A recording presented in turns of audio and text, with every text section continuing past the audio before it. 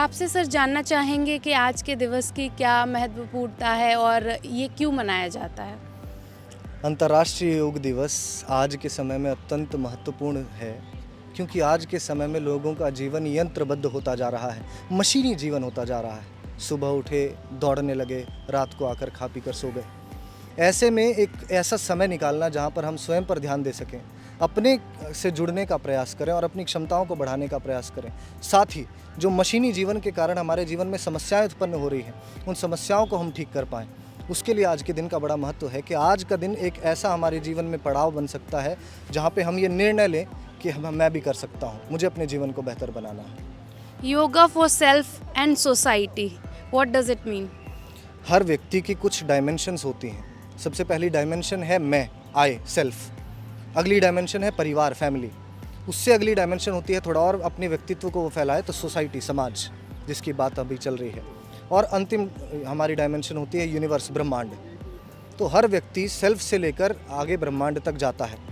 जहाँ हम रह रहे हैं, यदि हम स्वयं पर काम नहीं करेंगे तो कैसे ठीक से रह पाएंगे। यही कारण है कि आज के समय में रोग बढ़ते जा रहे हैं, लोगों के मानसिक तनाव, मानसिक समस्याएं बढ़ती जा रही हैं। योग हमें स्वयं से जुड़ने का एक माध्यम देता है, जहाँ से ये अपने आप हमारे भीतर सेल्फ से जुड़ने की प्रक्रिया अपने आप ही प्रारंभ हो जाती है।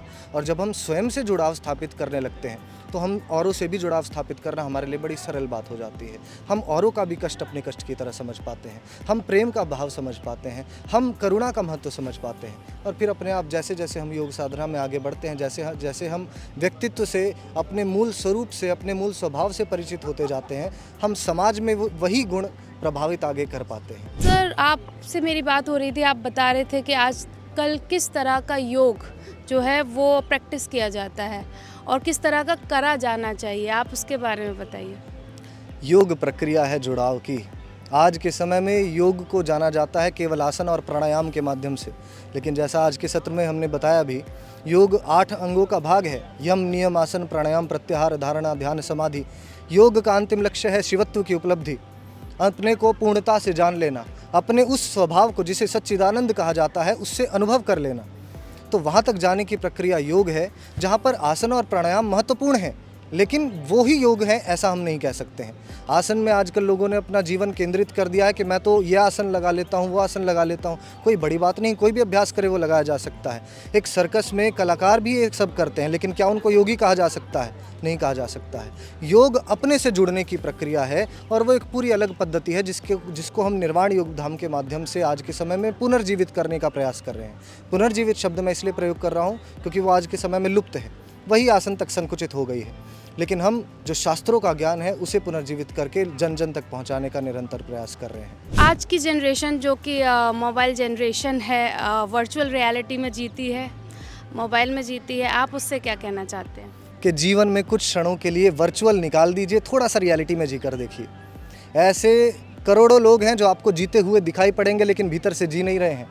लेकिन जो जीने की कला है वो हम योग से सीखते हैं, जो आनंदित रहने की कला है वो हम योग से सीखते हैं। हमारा मन या तो सदा अतीत में रहता है कि काश ऐसा हुआ होता, काश मैं ये करता, काश वैसा हुआ होता, या फिर हमारा मन सदा भविष्य की सोच में रहता है, आशाओं में फंसा रहता है, काश ऐसा हो जाए। अतीत केवल स्मृतियां हैं, केवल मेमोरी बनकर रह गई हैं, उसका आज के समय में कोई अस्तित्व नहीं। भविष्य केवल कल्पना है, हम मन मन में सोचे जा रहे हैं, मन मन में हमने पहाड़ खड़े कर दिए। और जब वो मन में ही सोची हुई बातें पूरी नहीं हो पाती तो हम तनाव से ग्रसित हो जाते हैं, डिप्रेशन से ग्रसित हो जाते हैं। योग हमें सिखाता है कि थोड़ा सा वर्तमान के क्षणों को जी लिया जाए। स्मृति का कोई अभी अस्तित्व नहीं, भविष्य में जो कल्पनाएं हैं वो मन का ही खेल है, लेकिन अभी जो जीवन है वो अभी ही है, उसे अभी ही जिया जा सकता है। जब हम इन सब चक्करों में पड़े हैं उस समय हम थोड़ा जी लेने के बारे में सोचें, हमारे पास जो है उसमें आनंद लेने का प्रयास कर लें। तो आपके पास इस तरह के लोग आते हैं जो इन बीमारियों से या इन परेशानियों से ग्रसित हैं, और कितने ऐसे यंग पीपल हैं जो आपके पास विजिट करते हैं योग को प्रैक्टिस करने के लिए?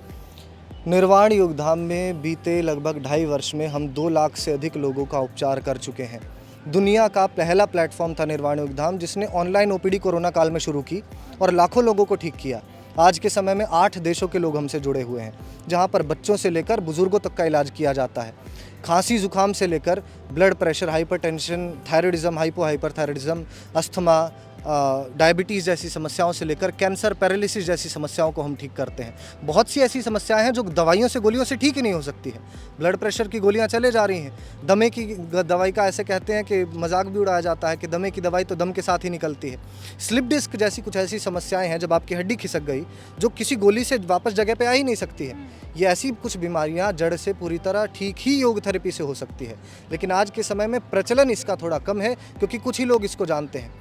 तो हम प्रयास कर रहे हैं कि निरंतर अपना ये ज्ञान और लोगों में बांटें और उसके माध्यम से हज़ारों लाखों लोग आज के समय में हमसे ठीक होने आ रहे हैं। अच्छा, आजकल के फास्ट पेस वर्ल्ड में जहाँ किसी के पास खुद के लिए या फिर ऐसी चीज़ें प्रैक्टिस करने के लिए समय नहीं है, उनसे आप क्या कहना चाहते हैं? क्योंकि वो जॉब कर लेते हैं, पैसा कमा लेते हैं, पर खुद की सेहत का ध्यान नहीं रख पाते हैं।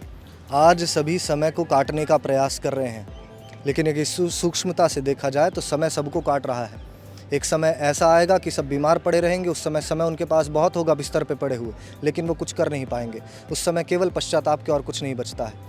इसलिए हमारा ये कर्तव्य है कि यदि हमें अच्छा जीवन जीना है, दीर्घायु जीवन जीना है, और केवल लंबा जीवन का भी कोई लाभ नहीं जब तक वो स्वस्थ ना हो, जब तक हम आनंद से न जी सकें। तो यदि आनंदपूर्वक और दीर्घायु जीवन हमें जीना है तो योग साधना हमें करनी ही होगी। उसके लिए बड़ा सरल तरीका हमने भी निकाला हुआ है कि हम ऑनलाइन गूगल मीट पर सत्र रखते हैं।